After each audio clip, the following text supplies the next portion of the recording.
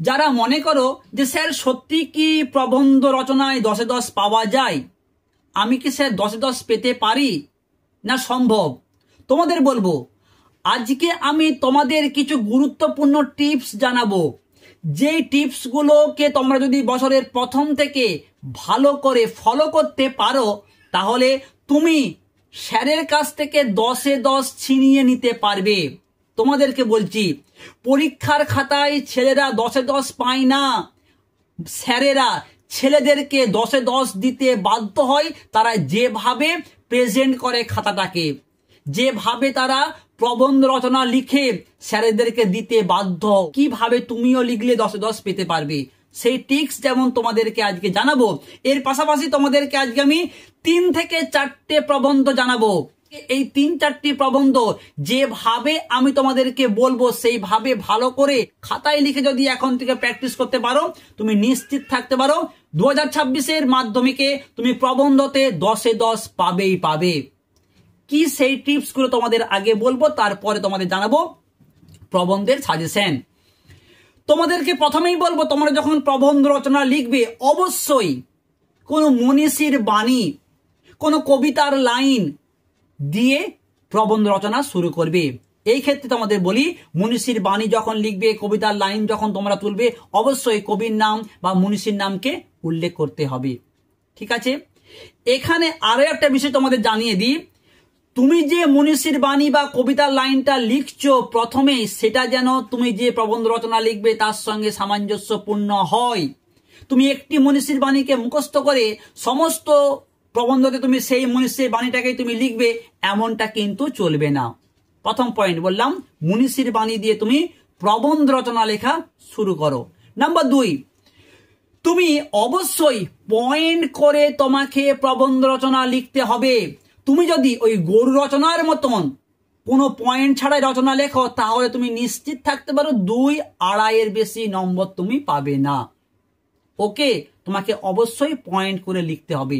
তোমাকে প্রথমে পয়েন্ট করতে হবে সূচনা বা ভূমিকা, এবং শেষে তোমাকে পয়েন্ট করতে হবে উপসংহার বা মূল্যায়ন। এছাড়াও তোমাকে কমপক্ষে 7 থেকে 8টা পয়েন্ট অবশ্যই অবশ্যই উল্লেখ করতে হবে। নেক্সট, তোমাকে প্রবন্ধ রচনা লেখার সময় অবশ্যই মাথায় রাখতে হবে, তুমি যে 7-8টি পয়েন্ট লিখছো সেখানে কমপক্ষে 4 থেকে 5টা কোটেশন ব্যবহার করতে হবে। ওকে, ভালো করে তোমার কিন্তু এটা খেয়াল রাখবে, তুমি যে 7-8টা পয়েন্ট লিখছো সেই 7-8টা পয়েন্টের মধ্যে কমপক্ষে 4 থেকে 5টা তোমাকে অবশ্যই কোটেশন দিয়ে লেখার চেষ্টা করবে।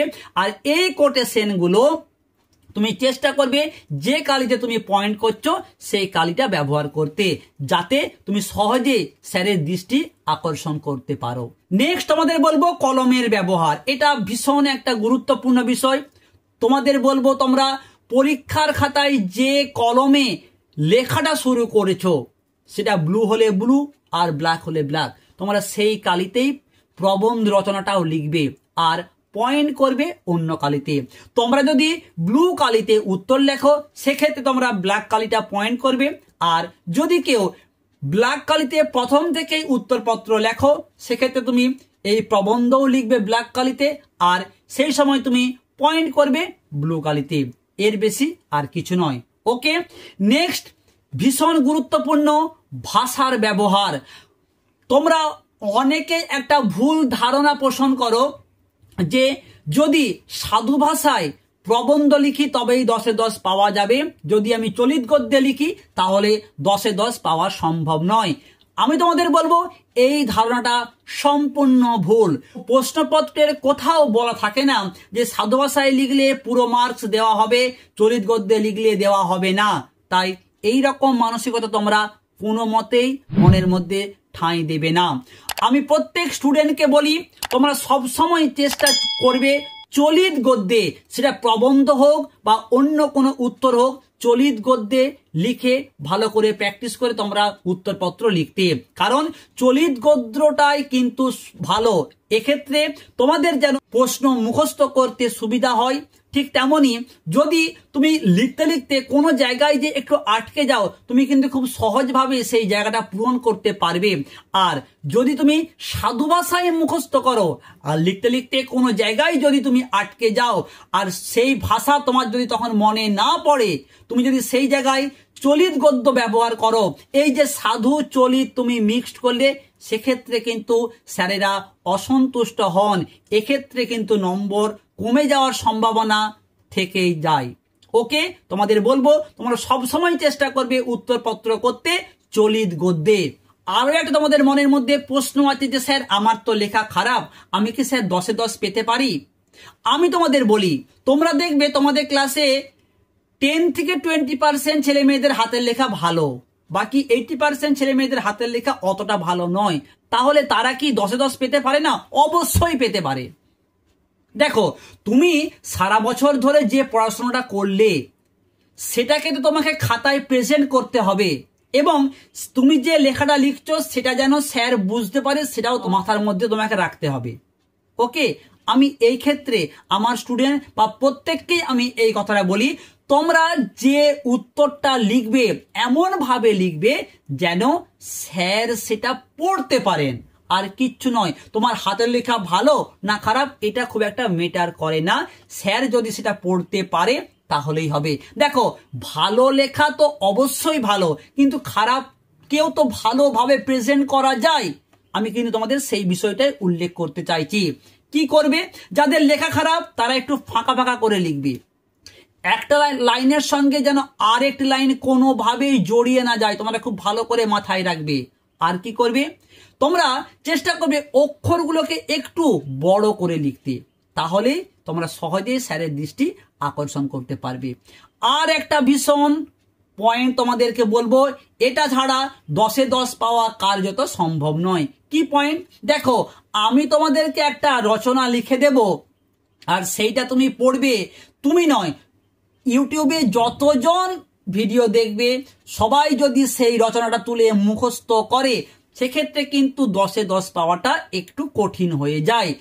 কাজেই তোমাকে 10-এ 10 যদি রচনায় পেতে হয়, তোমাকে একটু ইউনিক সবার থেকে লিখতেই হবে, সবার থেকে তোমাকে একটু আলাদা করতেই হবে। তুমি এমন ভাবে তোমার প্রবন্ধ রচনা লিখবে যাতে স্যারের হৃদয়কে তোমার লেখা স্পর্শ করতে পারে। তুমি যদি এই কাজটা ঠিক মতো করতে পারো, তোমার লেখা যদি স্যারের হৃদয়কে স্পর্শ করতে পারে, তুমি নিশ্চিত থাকতে পারো 10-এ 10 পাওয়া তোমার কেউ আটকাতে পারবে না।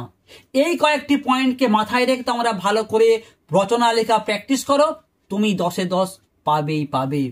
ওকে, তোমাদেরকে প্রথমে আমি সমস্ত রচনাগুলো আগে জানিয়ে দিই, কারণ অনেকেই তোমরা আছো যারা রচনা লিখতে এবং পড়তে ভালোবাসো, তাই 2026-এর সম্ভাব্য কোনগুলো গুরুত্বপূর্ণ সেইগুলো আগে জেনে নাও, এবং তারপর তোমাদেরকে ভিডিও শুরুতে যেমন বলেছিলাম 3 থেকে 4টে প্রবন্ধ রচনা জানিয়ে দেব, ঠিক সেইভাবেই তোমাদেরকে শেষে আমি 4টি প্রবন্ধ জানিয়ে দেব, যেগুলো পড়লেই তুমি একটা শিওর কমন পাবেই পাবে।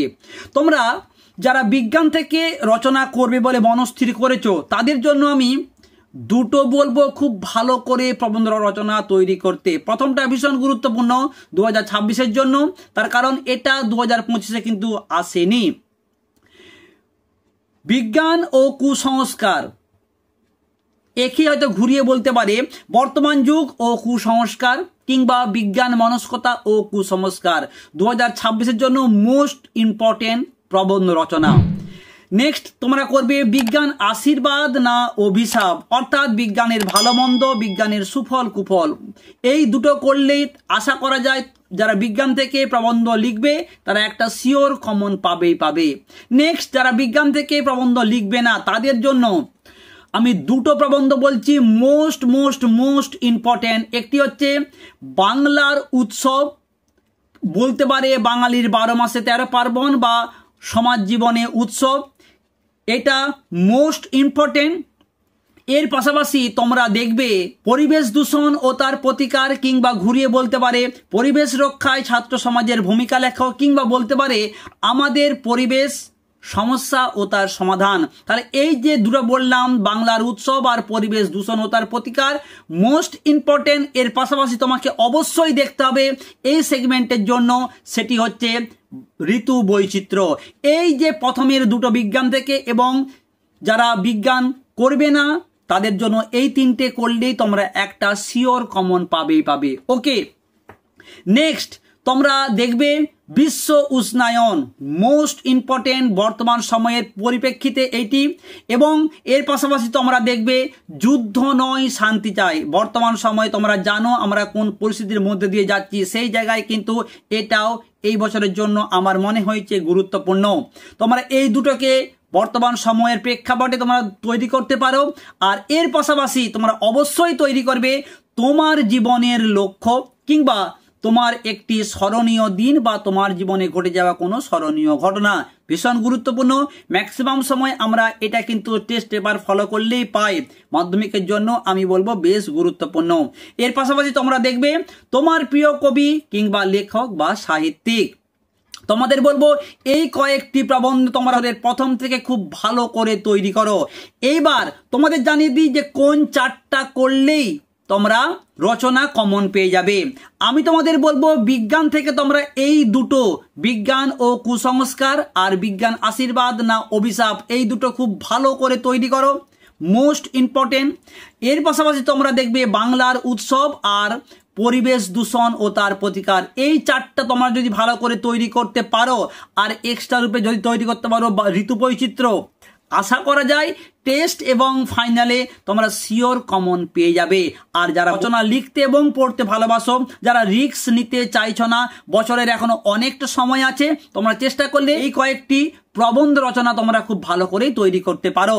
তোমাদেরকে আমি যেভাবে বললাম সেইভাবে তোমরা যদি প্রবন্ধ লিখতে পারো, তোমরা 10-এ 10 পাবে।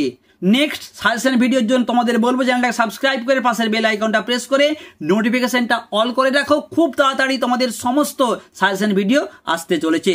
সবাই ভালো থেকো, দেখা হচ্ছে নেক্সট একটা ভিডিওতে।